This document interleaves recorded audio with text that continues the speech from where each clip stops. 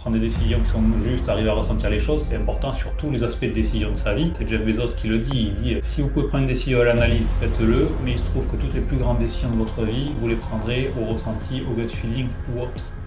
Bienvenue dans The Happy Rise, donc où on parle souvent aussi de décisions alignées dans un monde aussi qui est complexe. Donc aujourd'hui, nous avons décidé aussi de parler de discernement, de perception, d'intuition, de décision, que ce soit dans notre vie personnelle ou professionnelle.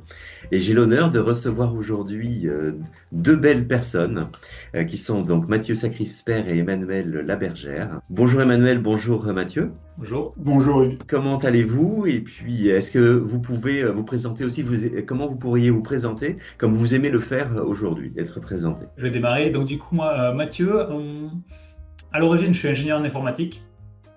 Mais déjà à l'époque, comme vous étiez, c'est bizarre. Entre guillemets, t'es pas comme les autres. Puis après, j'ai fait toute une carrière en start-up, milieu business, d'accompagnement de cadres dirigeants de grands groupes, d'accompagnement entrepreneurs. Et en parallèle de ça, j'ai ouvert un cheminement un peu différent. En 2018, j'ai fait une formation sur la gestion des émotions qui m'a amené beaucoup de changements, plus d'événements de vie difficiles.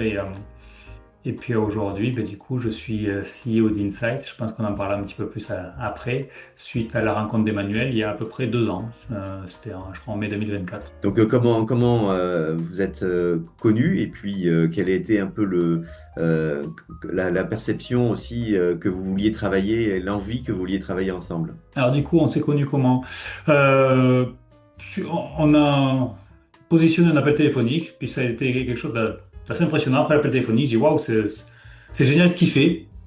C'est super, faut qu'on amène ça plus loin. Et donc du coup, Emmanuel a développé, il en parle un peu plus, une méthode tout aussi puissante que surprenante depuis 20 ans. Et quand j'ai vu ça, j'ai amené un peu plus de vision entrepreneuriale, dire tiens, ben, on pourra amener ça beaucoup plus loin, tellement c'est puissant de par le discernement, la clarté et les décisions que cela peut amener en des temps très courts. Et en fait, moi, je suis quelqu'un qui a tendance à être très seul. J'ai besoin de solitude, de silence. Je vis dans le Gers, au milieu de des hectares, en pleine nature. Et j'ai dit oui à Mathieu, un peu comme un engagement matrimonial, je dirais. J'ai dit oui sur des valeurs humaines. Voilà, il a parlé de certaines façons qui a fait qu'en fait, je ne pouvais pas dire non parce qu'il a dit des phrases que je pensais, que j'aurais pu dire vraiment, ou que je disais en moi-même. Et c'est là-dessus que je l'ai rejoint. Et en fait, j'avais pas spécialement envie de travailler avec lui, pas parce que c'était lui, mais parce que j'aime bien être seul. Mais là, j'étais obligé par rapport aux valeurs qu'il avait envie de promulguer. Donc c'est une vraie rencontre, hein. Et donc Emmanuel, est-ce que tu peux nous dire aussi comment tu aimes être présenté aujourd'hui? Ma compagne, avec laquelle je suis depuis une quarantaine d'années, dit souvent que je suis simple, rustique, authentique. Je suis allé lire les définitions dans le dictionnaire, ça correspond. Donc ces trois mots me définissent un peu. Et après, au niveau professionnel, moi j'ai eu un parcours de 20 ans dans une PME, dans le Gers, une PME leader de son secteur, leader européenne de son secteur. Et puis il y a 16 ans, suite à comment dire, un changement de vie soudain, brutal ou rapide en tout cas, j'ai mis en place cette méthode par rapport à l'intuition et ma vie a complètement changé. Quels ont été un peu les facteurs aussi externes qui t'ont fait basculer vers l'application de cette méthode que tu as construite? Les facteurs externes, un stage offert par ma sœur aînée, un stage de 2 jours sur Toulouse d'ailleurs, et où je me suis retrouvé c'était un stage de développement personnel. Moi, je n'avais pas d'a priori par rapport à ce type d'activité. Et là, il s'est passé des choses complètement nouvelles, inattendues sur moi dans ce groupe de 8 personnes où on faisait des choses très simples, hein, de la méditation, des choses qui étaient complètement inconnues pour moi. Moi, j'étais vraiment un Indien dans la ville, hein. Là, il n'y avait pas d'autre définition. Et sauf que là, je me suis rendu compte qu'il se passait des phénomènes que je ne connaissais pas, que j'ai vraiment découvert, qui m'ont perturbé parce que je n'étais pas habitué. Mais la curiosité a fait que après ce stage, j'ai continué d'explorer, d'explorer. Et là, en fait, je me suis rendu compte que le milieu professionnel dans lequel j'étais ne me convenait pas et je me sentais mal depuis des années et des années dans ce milieu. Et là, c'était une évidence, il fallait que je parte. Et en fait, ce qui a provoqué ce départ, c'est que j'étais en voiture et j'écoutais Thierry Jensen, un chirurgien renommé qui en fait disait il faut mettre de la cohérence entre ses pensées, ses paroles et ses actes. Et cette personne, en fait, toute sa vie a travaillé beaucoup, beaucoup pour monter dans la médecine. Et un jour, il a eu la place de rêve. Il était directeur de, je sais plus, d'une clinique, enfin la place absolue pour lui. Et il s'est retrouvé dans ce bureau le matin et l'après-midi, il a écrit sa lettre de démission. Il s'est dit, si je reste, je meurs. Et voilà. Et moi, d'entendre ce discours-là, ça m'a fait dire, faut que tu t'en ailles. Et cette phrase qui a résonné en toi, c'était avant ce stage de 2 jours ou... C'était après, c'était après. Donc c'était vraiment une résonance qui était plus forte que tout. Exactement. C'était pas clairement explicable, rationnellement explicable. C'était un côté évidence, un petit peu comme l'intuition est une évidence sans explication. C'était la même chose. Et donc une méthode, hein, tu viens de parler de toi-même d'intuition. Donc déjà, est-ce que Emmanuel et toi, Mathieu et toi, vous pouvez aussi avoir votre définition de l'intuition? On utilise une définition qui est à peu près celle du dictionnaire Le Robert, qui est une forme de connaissance instantanée ne faisant pas appel au raisonnement, qui est une définition très large et ouverte et qui inclut plein de choses qu'un dirigeant utilise pour décider de l'ordre du ressenti. Les Américains parlent aussi du gut feeling et puis dans ce que l'on pratique, cela va bien plus loin sur la précision et la clarté que ça peut amener aux dirigeants. On a un accord total avec cette définition. Tu dis que tu as émis un protocole, hein, donc depuis une vingtaine d'années en utilisant donc ce principe. Et comment ça se passe en toi? Est-ce que tu as une préparation aussi? Est-ce que comment tu te mets en condition en quelque sorte? Et dans ton corps, est-ce qu'il y a aussi une perception que tu ressens de manière physique? Oui, alors la préparation est assez simple, c'est une ou deux inspirations. J'ai tendance, juste avant de démarrer, à bouger les quelques objets qu'il y a autour de moi. Si je suis dans mon bureau, à aligner des objets, à bouger un petit peu. Ça dure quelques secondes, 2, 3 secondes. Et là, ça y est, il y a vraiment un changement d'état, clairement. Même si c'est pas perceptible de l'extérieur ni de l'intérieur, ça change pas grand-chose, mais voilà, pour moi, il y a un changement d'état perceptible. Et après, effectivement, en ce qui me concerne, ça passe beaucoup par le corps. Ça passe beaucoup par des sensations physiques dans le corps. Et des métaphores et en même temps une compréhension. Mais tout ça, c'est de l'ordre de quelques dixièmes de seconde, tout vient en même temps. Et avec l'explication, la compréhension. Et l'enjeu, surtout, pour moi, un des enjeux primordiaux, c'est de ne pas interpréter. Si on a une information, on la délivre telle qu'elle, mais on ne déforme rien, on n'interprète rien. Et s'il n'y a pas d'information, on se tait. Ok, donc on va parler de manière pratique peut-être aussi. Donc vous avez créé une société à tous les deux qui s'appelle Insight, avec aussi une volonté aussi de faire les choses de manière aussi esthétique, hein, avec un beau logo, des choses aussi très dans la beauté, hein, donc ce qui correspond aussi à Via Rise qu'on essaie de faire également chez nous. Et donc, est-ce que vous pouvez nous dire quelle était votre intention en créant cette société-là et à qui vous vous adressez? Donc, en utilisant donc votre don, votre savoir-faire, est-ce qu'on peut parler de don? C'est une autre question également. Alors nous, on parle de méthode, puisqu'on a une société de conseil, on a un cabinet en décision, Insight, qui a pour but d'amener à des dirigeants dans des situations, dans des moments importants, des décisions importantes pour eux, parce qu'il y a un résultat fort derrière, parce que ça représente un enjeu, du stress ou autre, de leur amener sur un temps très court de la clarté sur les situations, c'est-à-dire quels sont les points essentiels, quels sont les signaux faibles. Il y en a vraiment un gros différenciant sur ce qui est ces signaux faibles, voire presque invisibles. Et ensuite de leur amener des décisions avec des décisions, des actions, des orientations qui soient justes. Voilà. Et donc c'est une méthode surprenante basée sur l'intuition qui permet de faire ça souvent en moins de 15 minutes, sinon en moins de 50 minutes. Et les personnes nous témoignent qui sont vraiment touchés par le fait que c'est des choses qui sont justes pour eux. Dans la mesure où c'est pas un copier-coller de méthode mentale, il y a beaucoup de justesse dans ce qui leur est proposé par rapport à ce qui est adapté pour eux, leur société, dans le moment présent, ce qui facilite la mise en œuvre, voilà, évitant des mauvaises décisions que des fois, voilà, quand on est un peu trop dans sa tête, et voilà, quand les décisions qui sont trop dans la tête, des fois sont dures à mettre en œuvre, ne sont pas forcément les bonnes, voilà, et qui font gagner du temps, de l'énergie, du sommeil en évitant trop de réflexion, d'analyse ou de réunion. Voilà. Et pour la méthode, ben, du coup, c'est celle qu'Emmanuel a développée depuis 20 ans.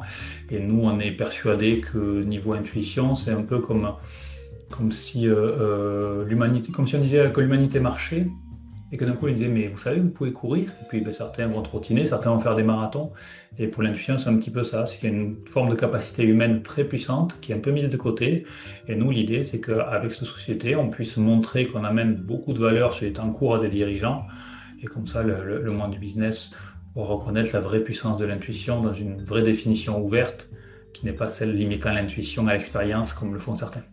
D'où la définition de tout à l'heure venant du dictionnaire. Et est-ce qu'il y a un travail préparatoire aussi avant avec le dirigeant en posant des questions ou vraiment c'est un ressenti spontané pour trouver un peu le contexte aussi de la problématique que le dirigeant va amener lors de et le besoin de discernement? Il y a deux éléments. Moi, un peu en amont, je peux parfois les aider à préciser, clarifier leurs questions, leur sujet de démarrage. Mais j'en informe pas ou pas beaucoup Emmanuel dans l'idée que justement, c'est quelque chose que les gens reconnaissent, c'est que vu que les gens expliquent peu, il n'y a pas ou peu de biais. Ce qui permet qu'on a des séances, les personnes arrivent avec une question très large et puis ça permet d'aller sur quel est vraiment le sujet principal.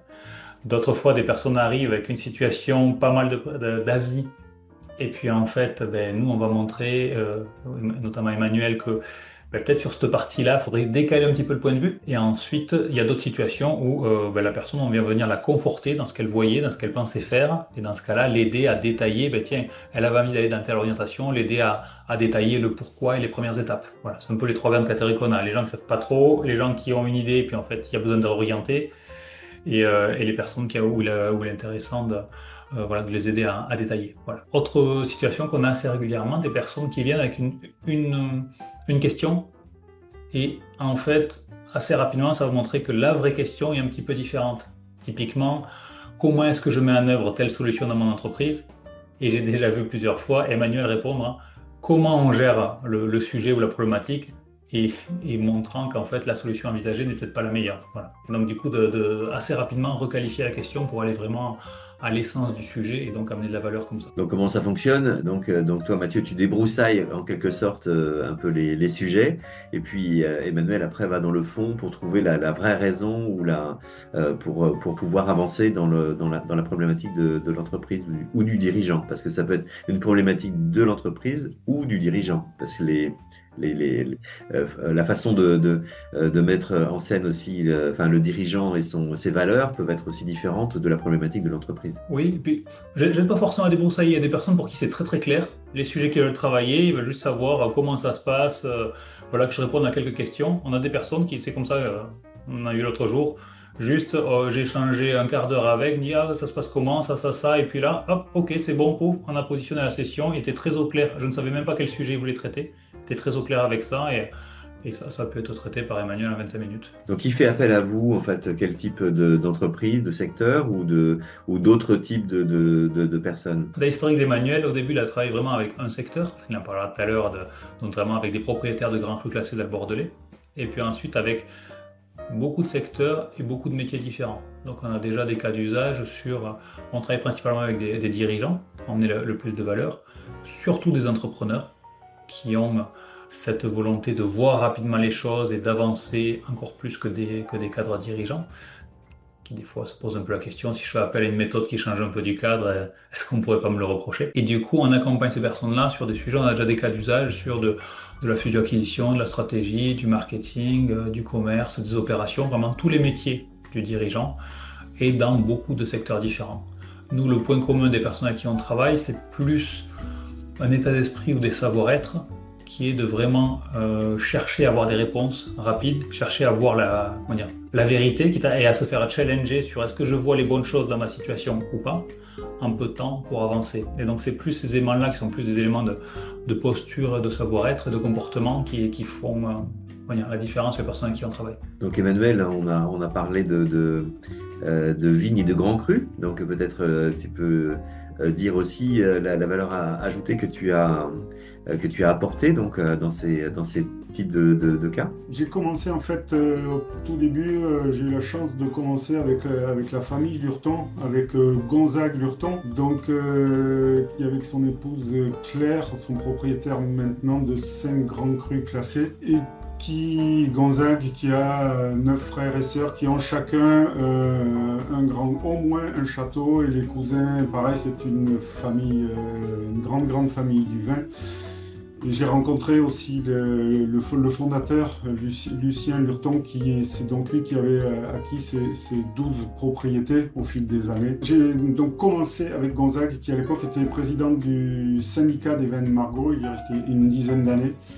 Et dans un premier temps, on a beaucoup travaillé sur ce qui était vigne, tout ce qui concernait le vivant, que ce soit la terre, la vigne, le vin.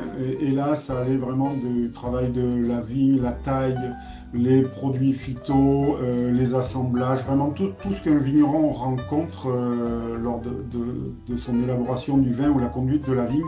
Jusqu'au jour où on est parti en ressources humaines, en marketing, et en fait, j'ai jamais mis de limite à cette méthode, à cet outil. Je n'ai jamais dit que tout était possible, mais je n'ai jamais mis de limite. Et c'est ce qui me permet aujourd'hui vraiment de travailler dans tous les secteurs d'activité. Grâce à cette base, oui, avec cette famille-là, puisque de fil en aiguille, j'ai travaillé avec les frères et sœurs et cousins, et dans des secteurs toujours plus variés. Et puis, le gros avantage, c'est que ce sont des gens qui sont très pragmatiques et qui, dans un premier temps, ont besoin de constater les résultats. Et une fois qu'ils ont pu voir que ça fonctionnait réellement, que c'était juste et pertinent, ils sont allés avec le côté, pour certains ingénieurs, ils sont allés toujours plus loin dans les questionnements. Et certains n'ont pas mis de possibilité à l'outil, ce qui m'a permis aussi de continuer de chercher, de progresser et de développer toujours cette méthode. Pour moi, un petit complément là-dessus, je trouve qu'Emmanuel, s'il n'en a pas les études, il a un profil de chercheur. Puisque du coup, il a toujours cherché à aller le petit truc, le petite chose plus loin, le comment ça peut marcher, le comment je peux améliorer, tout en étant très vigilant. C'est quelque chose que j'avais beaucoup vérifié au début sur des notions d'éthique. Donc c'est vraiment comme un explorateur aussi d'aller chercher pour pouvoir aider et puis pour pouvoir aussi trouver une vérité, une clarté dans le sujet. Exactement, ouais. Ce qui m'anime, c'est la complexité, en fait. Plus c'est complexe, plus ça m'anime. La répétition, c'est quelque chose qui m'ennuie assez vite. Et en même temps, il y a la résolution de la problématique et aussi de pouvoir aider la personne qui est en face de moi ou l'entreprise. C'est quelque chose vraiment qui est très fort chez moi. À l'instant T, quand je suis en session de travail, il n'y a plus que ça qui compte, c'est comment, enfin, en tout cas, donner tout ce que je peux pour pouvoir aider soit la personne, soit le groupe de personnes ou l'entreprise. Moi, je ressens un altruisme en fait qui permet quand même de sortir, justement pour aider la personne à ce qu'elle-même elle puisse trouver les solutions, mais l'aider dans cette démarche-là. Oui, complètement. Moi, par moments, j'ai l'envie forte de faire une espèce de transfert d'informations ou de données. C'est-à-dire que j'ai tout un tas d'informations et vraiment, c'est de lui transmettre de façon la plus juste possible pour qu'elle soit en mesure de faire le choix. Et c'est pour ça, le libre arbitre, pour moi, existe toujours parce que je transfère toutes les informations sans les travestir, sans les pervertir. Et la personne a toutes les informations. Et derrière, c'est elle qui choisit, c'est elle qui décide. Et elle est, comment dire, elle est avec à la fois son côté pragmatique, les datas qu'elle peut avoir, plus les informations que je lui ai données, parfois des signaux faibles, parfois des signaux invisibles. elle sera en mesure de faire ses choix. Donc ça veut dire que cette intuition ou ces pistes, ces nouvelles pistes que le dirigeant n'avait pas perçues, sont des compléments qui peuvent éclairer aussi des chiffres ou des datas vraiment de manière pragmatique que l'entreprise a pour avoir une vision globale et 360 pour pouvoir prendre des décisions. Oui. Donc, c'est vraiment quelque chose que l'on voit. Là, tu mets le doigt sur un point important, c'est que c'est très complémentaire. Très, très complémentaire. C'est-à-dire que du coup, la personne va avoir ses pratiques classiques, des approches plutôt analytiques, des informations et tout ça. Et il manque quand même quelques éléments pour voir clair ou pour prendre la décision. Et l'échange avec la méthode Insight permet par justement effet rebond, dire ah, je vois ça, et dans ce cas-là, comment on fait? Oui, si on fait ça, on va faire ainsi, d'avoir un entonnoir qui très rapidement va permettre d'aller à une solution qui apparaît assez souvent comme une évidence et qui amène des résultats rapides. Donc c'est là où c'est intéressant, c'est que les deux approches sont très complémentaires et plus la personne connaît son sujet, plus elle est impliquée, plus elle va pouvoir venir poser la question précise et challenger. Un jour, il y a quelqu'un qui nous a dit, mais en fait, c'est un peu comme l'IA. C'est-à-dire que l'IA, ben, si tu l'utilises et que plus tu vas être bon sur le prompt et plus tu vas la challenger, plus tu vas pouvoir aller loin dans la réponse. Ben, là, c'est pareil avec notre méthode. Alors, je dirais que c'est aussi un échange. Ce n'est pas vraiment un récepteur et donc toi, Emmanuel, qui délivre des informations. Puisque je l'ai pratiqué, hein, vous m'avez donné cette chance-là de pouvoir pratiquer le protocole. Donc, c'est vrai qu'il y a vraiment des questions, enfin, un état d'avancement qui fait que on peut interagir aussi de manière instantanée et puis de pouvoir affiner les choses pour avoir plus de clarté dans la question qu'on a posée.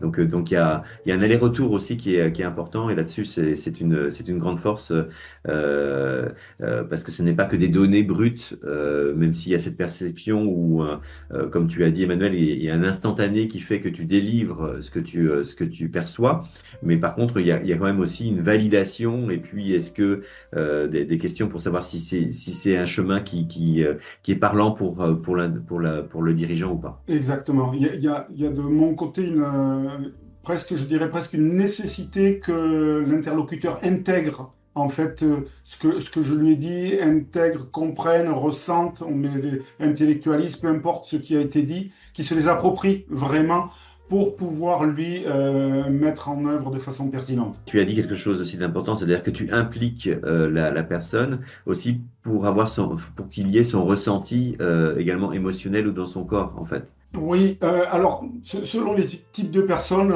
il va y avoir plus ou moins de réactions, je dirais. Mais ce qui est sûr, c'est que si la personne bascule un petit peu avec ce côté émotionnel et qu'elle est dans la compréhension et l'intégration des informations, derrière, ça va être encore plus puissant et encore plus pertinent pour la mise en œuvre parce qu'elle va être convaincue des solutions proposées et derrière, il va y avoir une grande force pour la mise en œuvre.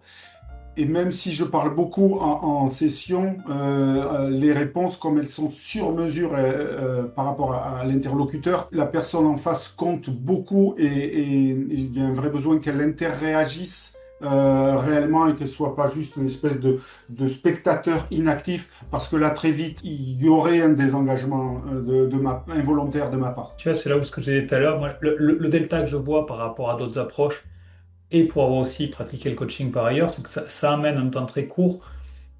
Assez souvent, le côté déclic dit ah waouh, c'était ça, tu sais, comme on peut avoir un coaching où il y a des choses qui s'alignent un peu sur la personne et où c'est comme si le ressenti un peu plus global que juste la tête qui dit faut que je fasse ça, faut que je fasse ça, et le corps qui n'a pas forcément trop envie d'y aller. Et je pense que beaucoup de monde a déjà expérimenté dans leur vie. Il y a une décision, des fois, quand tu sens que ça devient comme une évidence, que c'est juste, que c'est ça qu'il y a à faire, ben forcément, pour la mettre en œuvre, c'est beaucoup plus facile que si ta tête veut y aller et d'autre part de toi n'ont pas envie d'y aller. Et ça, c'est vraiment quelque chose que je trouve très puissant, voilà, que cette méthode intuitive peut amener en un délai court. C'est comme un ressenti de fluidité, en fait, et puis Mm. de justesse qui est ressenti donc de manière interne avant l'action. Quand tu dis ça, ça me fait penser, une fois, une personne qui m'a laissé un voicer, qui m'a dit, waouh, mais c'est génial, c'était tellement fluide après la session pour mettre en œuvre. Comment vous faites? Voilà, et c'était exactement ce mot-là, il y avait beaucoup d'énergie, de fluidité, puis ce mot-là, dire waouh, derrière, c'était facile de dérouler Voilà, parce qu'en fait, c'était évident. Une fois que c'était vu, c'était évident. Tout à l'heure, donc Mathieu, tu nous as parlé de signaux faibles. Est-ce que tu Hmm. peux nous en parler un petit peu plus? Comment un dirigeant ou un manager peut observer des signaux faibles? Quels sont-ils et qu'est-ce qu'il peut en faire? Alors oui, effectivement, pour moi, c'est quelque chose de très important. J'ai fait un post là-dessus l'autre jour et j'y reviendrai plusieurs fois.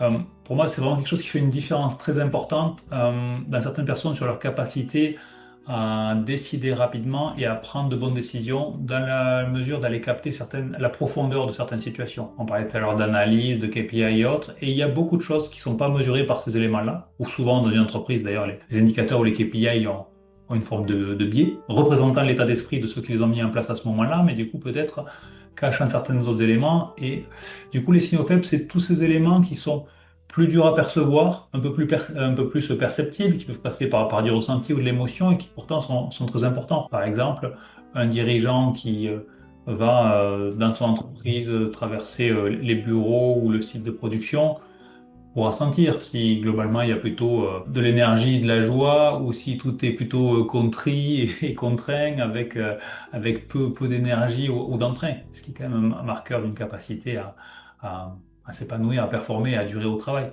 par exemple.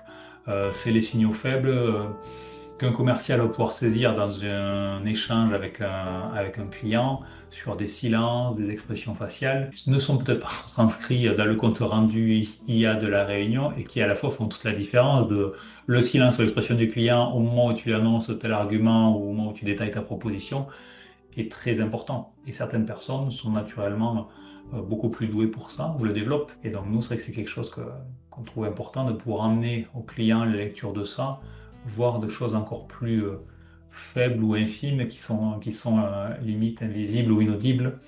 Et c'est ça la différence d'un signal faible, c'est que c'est quelque chose de puissant par les détails que ça amène, mais qui est dur à capter parce qu'il y a beaucoup de bruit, il y a toute une masse d'informations. C'est un petit peu comme le petit son dans une grosse ambiance sonore. Comment est-ce qu'on arrive à le percevoir et à percevoir les bons et à les utiliser pour faire la différence? Donc Emmanuel, est-ce que toi aussi t'exploites les signaux faibles que tu peux avoir lors du protocole que tu as avec le dirigeant, le manager? Complètement, en fait, parce que quelle que soit la question posée, on va aller chercher le détail qui va faire la différence, le détail le plus important, en fait, et que parfois auquel le dirigeant ne pense absolument pas.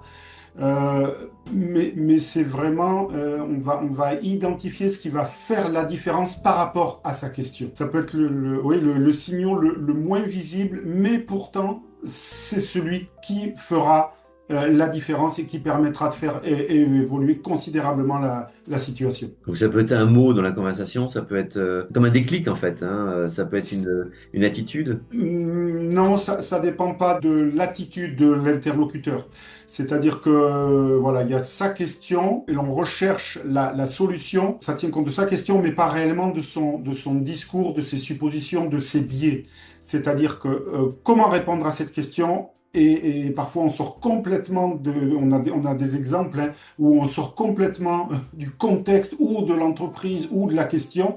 Mais par contre, le dirigeant nous a écoutés, il a mis en œuvre et ça a solutionné très très rapidement. Donc en fait, il y a une capacité à faire confiance de la part de celui qui fournit l'information dans les informations qu'il a, de les délivrer parce que avec 20 ans d'expérience maintenant, nous sommes convaincus que l'intuition est toujours juste. Puisqu'Emmanuel m'a formé à sa méthode, j'amène une façon d'en parler un peu plus moins habituée et sans avoir son niveau de pratique, mais c'est vrai c'est impressionnant à quel point des choses peuvent paraître pour la personne du détail paraissent des évidences et avec toute la puissance qu'ils ont avec quand on pratique cette méthode-là, et ce qui fait que moi, sur les quelques sessions que j'ai faites, il y a des fois quelque chose que la personne n'avait pas vu ou qui paraît de l'ordre du détail, qui soudain prend une place très importante dans la clarté sur la situation et dans les décisions à apporter.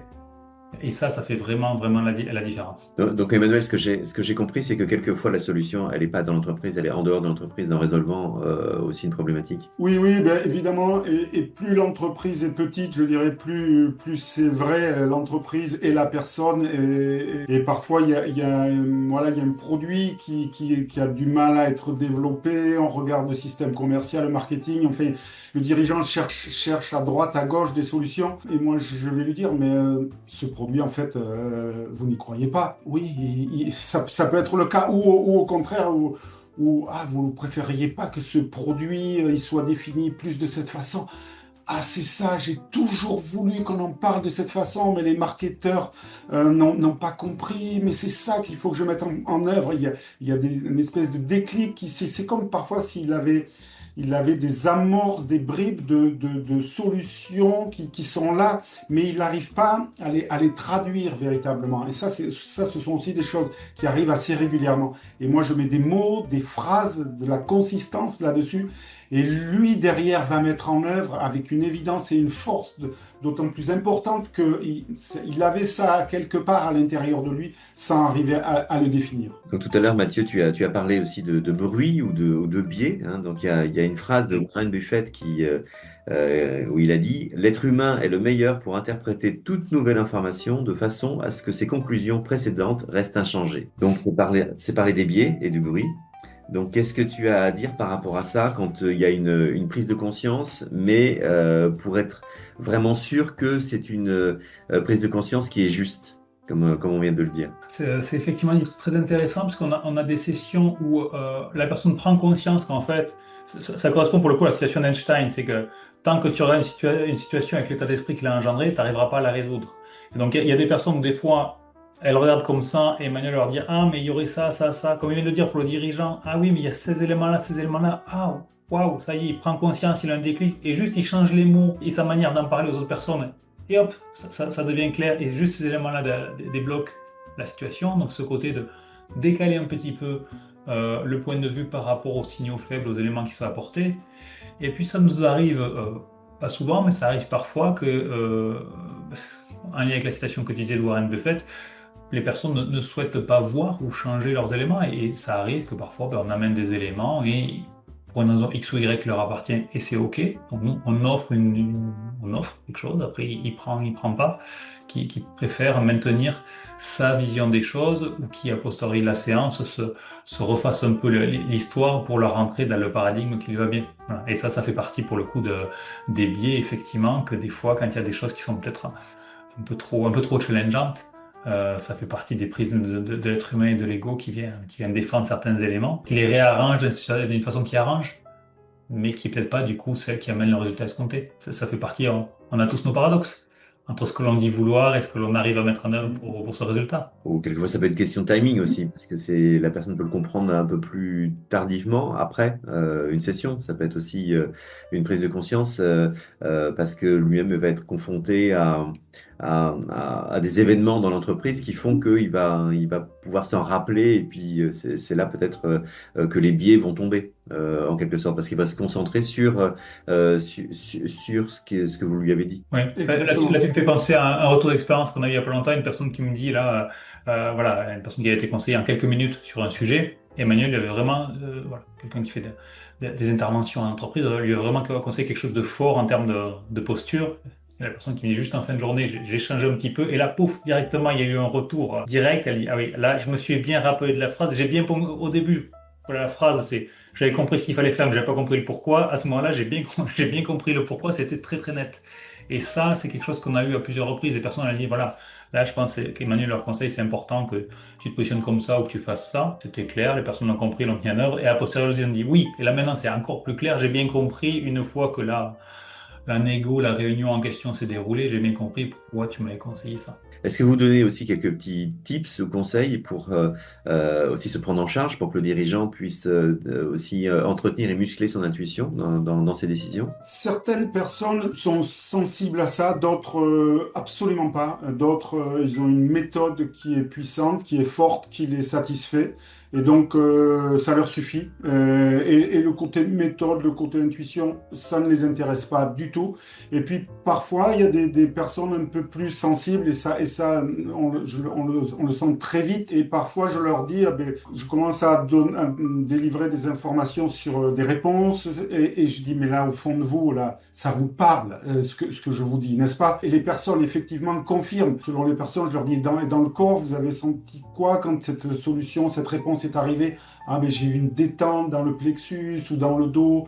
Donc je les aide à prendre conscience qu'il y a des petits signaux dans leur corps qui sont là et donc ils peuvent tenir compte de temps à autre. Mais nous ne sommes en aucun cas, là même si j'ai formé 3 personnes, hein, c'était vraiment à la fois pour Mathieu, ça lui permet d'encore mieux en parler, et puis c'était aussi pour prouver que c'était pas un don. Tout à l'heure, tu as parlé de don, mais c'était pas un don, c'est une qualité naturelle que l'on peut développer.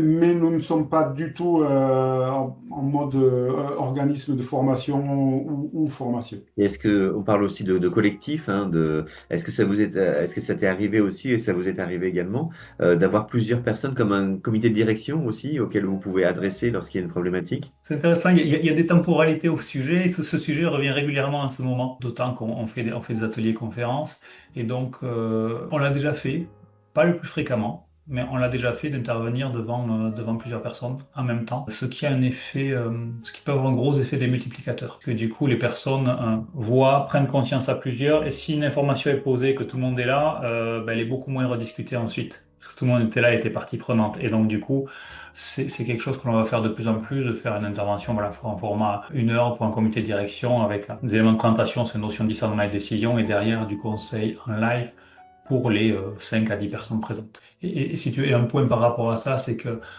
moi, pour la revue, un des éléments sur lesquels il y a beaucoup de différenciants, c'est que cette approche, méthode intuitive qu'Emmanuel a développée, sur tous les éléments humains, relationnels et de dynamique collective, où là, forcément, par essence, il n'y a pas de KPI, puisque c'est que du signal faible, voire encore au plus bas, amène un différenciant très très fort par rapport à d'autres approches, pour très rapidement mettre le doigt sur quelque chose qui peut bloquer, que ce soit en dynamique de fonctionnement ou en dynamique de pourquoi telle décision bloque et pourquoi on n'arrive pas à converger alors que cette décision-là est peut-être évidente, ou pourquoi on n'arrive pas à voir la décision qui est évidente. Voilà, et ça, en un temps très très court, ça peut amener beaucoup de valeur. Quelle est un peu la frontière entre cette méthode donc intuitive de discernement et puis la spiritualité? Et est-ce qu'on peut en parler en entreprise? Quel est un peu votre point de vue? Pour nous, c'est pas, comment dire, c'est pas des sujets qu'on aborde classiquement, justement, le domaine de la spiritualité, puisque pour nous, on est plus sur des compétences que l'être humain a, qui ont beaucoup de valeur dans le milieu du business, mais pas que, puisqu'en fait, prendre des décisions qui sont justes, arriver à ressentir les choses, c'est important sur tous les aspects de décision de sa vie. D'ailleurs, c'est Jeff Bezos qui le dit, il dit, si vous pouvez prendre une décision à l'analyse, faites-le, mais il se trouve que toutes les plus grandes décisions de votre vie, vous les prendrez au ressenti, au gut feeling ou autre. Donc nous, du coup, on a vocation à développer ça dans le milieu du business. C'est plus une compétence personnelle qui amène beaucoup de valeur en un temps très court, basée sur l'intuition. Et effectivement, surprenamment, je ne sais pas pourquoi, cette capacité humaine est souvent rangée dans le champ de la spiritualité, alors que ça paraît fou. Elle est hyper puissante et elle devrait être enseignée en business school. Voilà. Et donc d'ailleurs, c'est probablement un des axes que l'on aura de nous de collaborer sur des sujets de recherche et de décision avec des scientifiques sur la partie décision plutôt type management business school et sur la partie sciences dures sur qu'est-ce qui se passe dans les processus pour montrer que ça fonctionne et comment ça fonctionne. Quelle est votre intuition et quelle est votre intention pour Insight et qu'est-ce que vous voulez développer de plus en plus? Alors nous, ce qu'on a envie de développer, alors, de plus en plus, ben, c'est de continuer ce côté, comment dire, monter en gamme. Nous, on veut, dans l'idée, si tu veux, c'est qu'Emmanuel peut amener du conseil de très très haut niveau, donc on est en train de faire ces choses-là. Il est par intuition aussi facile de conseiller un projet à 10 000 ou 100 000 euros qu'un projet à 10 millions ou 10 milliards. C'est un peu le paradoxe qui vient surprendre les approches analytiques.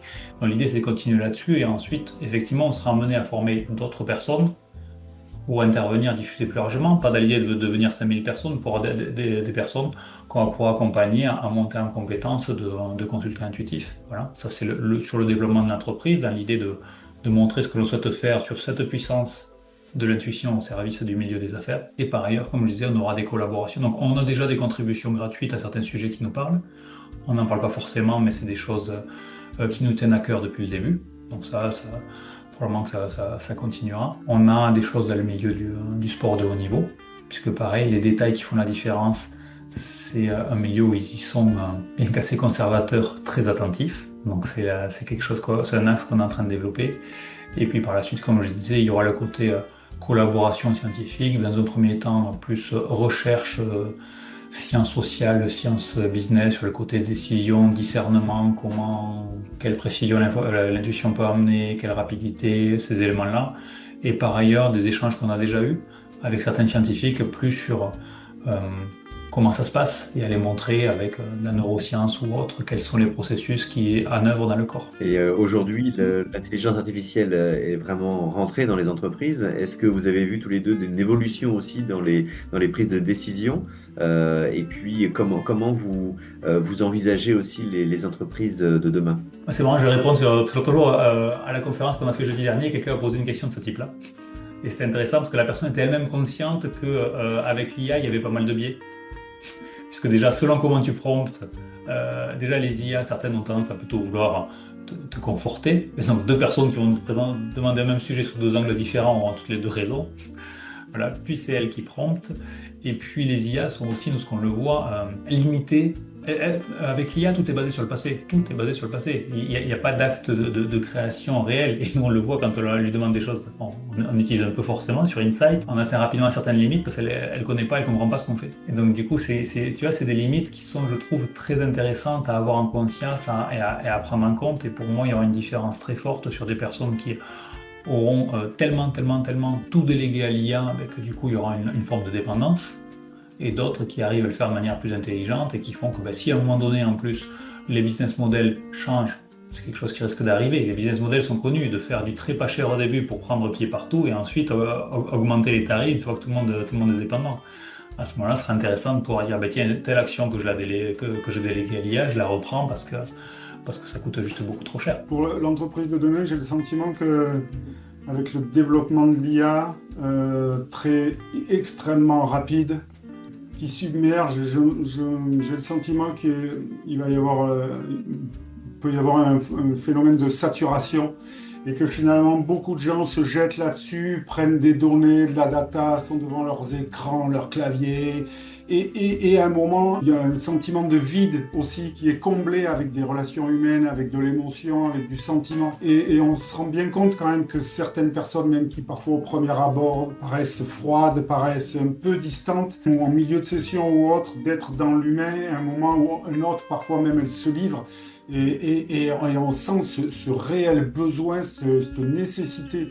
Nous sommes des êtres sociaux. D'ailleurs, à ce sujet, comme Mathieu parlait de cycle, nous avons une période pendant 3, 4 mois, je ne sais plus exactement, où on avait au moins 30, 40% de rendez-vous commerciaux d'un quart d'heure, 20 minutes, où il y avait une émotion tellement forte qu'il y avait des larmes de la part de notre auditeur, alors qu'on était sur des sujets business. Donc, et ces personnes osaient et tout allait bien. Donc, si elles ont osé aussi, c'est peut-être parce qu'elles, sûrement, ou j'espère, qu'elles étaient en confiance avec nous pour oser nous offrir ça, nous montrer ça. Et ça a créé un lien et on sentait que c'était important.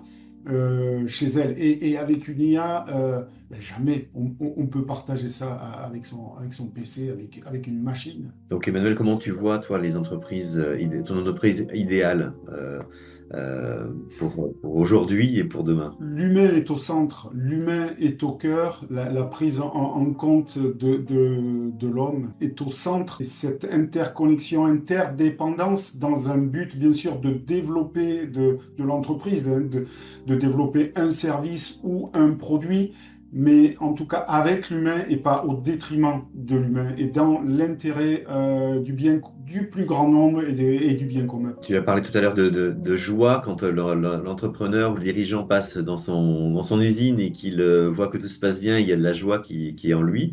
Est-ce que vous-même, comment vous équilibrez votre joie, comment vous la nourrissez et comment vous équilibrez votre vie pour mettre à profit aussi de manière plus vraiment très professionnelle votre entreprise Insight? Pour moi, ce qui nourrit vraiment ma joie, c'est quand je sens que la personne, au service que l'on propose, a trouvé les solutions, qu'elle va pouvoir changer, qu'elle va pouvoir faire évoluer son entreprise, ses équipes.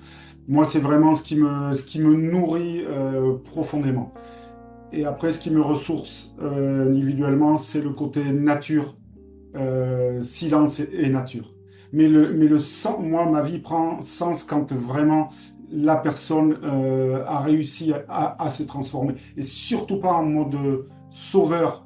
J'ai donné de l'information, elle s'est transformée parce qu'elle a entendu et derrière, elle change et elle va vers un mieux-être professionnel et individuel. Moi, me concernant, ben déjà, j'ai beaucoup de joie par rapport à ce projet, parce que moi, j'ai fait toute une carrière, comme je disais, dans l'innovation, dans l'entrepreneuriat. Et là, je trouve il y a à la fois quelque chose d'innovant qui fait sens, qui crée beaucoup de joie dans la relation aux autres, avec beaucoup de challenges aussi, bien sûr, et où je me dis, tiens, il y a une contribution intéressante que d'amener quelque chose qui change sans intention de changer les gens. Tu vois, c'est là où c'est intéressant, c'est qu'on amène quelque chose et c'est non déterministe. Après, se passe ce qui se passe.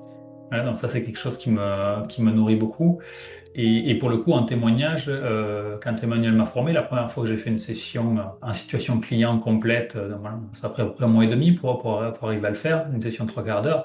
Je suis sorti de là, que la journée, j'étais là, waouh, c'est trop bien, je veux recommencer, tu vois. J'avais vraiment un très fort enthousiasme et un ressenti intérieur très très agréable, je sais pas comment dire, oui, d'une forme de joie, de sérénité et d'alignement qui est à la fois aussi nécessaire d'atteindre dans cette pratique intuitive pour arriver à être au service de l'autre et mettre de côté nos biais internes, parce que nous on trouve qu'il est plus facile d'être juste en termes d'intuition pour les autres que pour soi-même, parce on a moins de biais, d'émotions, de peur, de mental ou d'ego. Voilà. Et pour moi qui ai à la base un mental très fort, le côté de rentrer dans cet état-là était très très agréable et très apaisant. Donc, quel biais tu as pu travailler et puis remettre en cause pour toi dans ta vie jusqu'à aujourd'hui? Je sais pas si je mettrais le mot biais, c'est plus un fonctionnement d'arriver à mieux différencier. Alors même si quand c'est des sujets pour soi très émotionnels, c'est plus dur, mais d'arriver à mieux différencier quelque chose qui peut être un murmure de mon cerveau, quelque chose qui peut être un murmure plus intuitif, tu vois, pour arriver à entendre les deux parties, identifier un peu l'origine et essayer de prendre une décision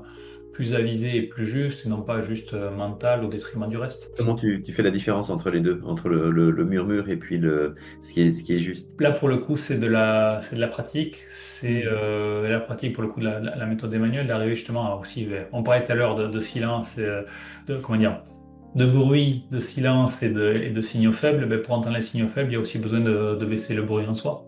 Et donc, c'est aussi une forme de pratique comme ça. Plus après, d'arriver à identifier un petit peu. C'est un peu comme. Ouais, c'est ça l'image qui me vient. C'est un peu comme tes proches, tu fermes les yeux, à la voix, tu reconnais qui a parlé. Mais après, tu vois, c'est un peu cette image-là, c'est à l'interne, avoir un peu la signature de, tiens, ça c'est la voix c'est la voix de mon mental, tiens, ça c'est la voix d'une autre partie, et comment est-ce que j'écoute tout le monde, et on se met d'accord à ma table intérieure. Et qu'est-ce que le Mathieu d'aujourd'hui pourrait enseigner au Mathieu plus jeune? Plein de choses. Il y a déjà pas mal d'éléments, mais c'est intéressant, les choses que j'ai faites. Que j'ai donné, par exemple, des cours d'intelligence émotionnelle en école d'ingénieur. Et ça, je pense qu'il y a beaucoup de choses qui pourraient être faites à ce niveau-là, sur le côté éducation. Pour moi, les enfants sont nativement connectés à leurs émotions, à leur intuition, et par ailleurs, par société, éducation et autres, on les apprend plutôt à se couper de ça. Et donc c'est plutôt d'écouter, de prendre en compte ces éléments-là pour prendre des décisions plus justes par rapport à soi et possiblement par rapport aux autres. Tu parles de toi là. Alors oui, c'est ce que je transmettrais à la version de moi plus. C'est quelque chose de général, mais que je me transmettrais à moi plus jeune, oui, bien sûr. Et est-ce que tu as un message pour le monde donc, dans ton action, dans ce que tu as envie de faire? Est-ce que tu as une cause que tu aimes aussi parler et puis mettre en œuvre? Oui, mais pour moi, en fait, comment dire, c'est un peu ce parallèle-là, tu vois, j'ai été formé au coaching systémique, je vois beaucoup les choses comme ça, par reflet, par fractal, et en fait, pour moi, c'est un peu cette image-là, tu vois, je pense qu'il y a un reflet fort entre la manière dont l'être humain traite son corps et la façon dont il traite la nature. Les deux sont des ressources naturelles, et moi, si tu veux, ça m'était venu, c'est une phrase que j'avais eue dans un stage voilà, dont j'ai parlé tout à l'heure, que j'avais fait en 2018, et qui était un peu, il me disait, mais vois ton corps comme ton meilleur ami, et j'étais là, oh, je suis pas très sympa avec mon meilleur ami, quoi. Tu vois, ton meilleur ami te dit non mais là je suis fatigué, j'en peux plus, tu dis pas tais-toi, continue, fait. Certains le font, mais voilà.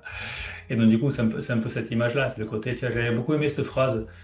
Si t'écoutes ton corps chuchoter, t'auras pas l'entendre crier. Et je pense qu'aujourd'hui on a un peu ça sur l'être humain dans le rapport à lui-même et dans le rapport aux autres humains ou aux ressources naturelles. Et donc du coup, tu as plus que d'appliquer des modèles mentaux de gestion de ressources, j'ai l'impression il y a aussi des choses de savoir-être à basculer sur le fonctionnement des humains, notamment dans le milieu des affaires. Et toi, Emmanuel, qu'est-ce que tu pourrais conseiller à Emmanuel plus jeune? Emmanuel, plus jeune, ralentis, ralentis, prends ton temps, savoure, savoure chaque moment qui passe, même si s'il n'est pas confortable, ok, il est là, fais avec. Par contre, tous les bons moments, tous les beaux moments, ralentis, intègre-les, laisse-toi remplir par tout ça. Un dernier message pour conclure, peut-être pour enfin, une vision aussi de conseils par rapport à l'entourage proche ou plus grand. Pour rebondir sur ce que disait Mathieu par rapport à prendre soin de la nature, il n'y a pas nous et la nature. Nous faisons partie de la nature.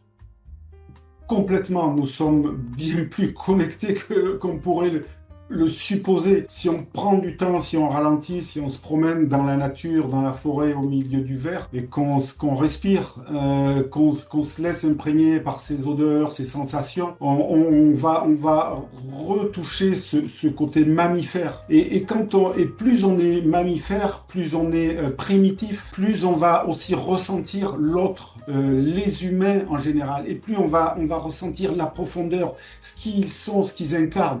Et là, le faciès, et moi aussi, parfois, on se dit, ah ouais, celui-là, il a des cheveux comme ça, ou celle-là, elle a cette veste. On est juste avec l'apparence et on filtre.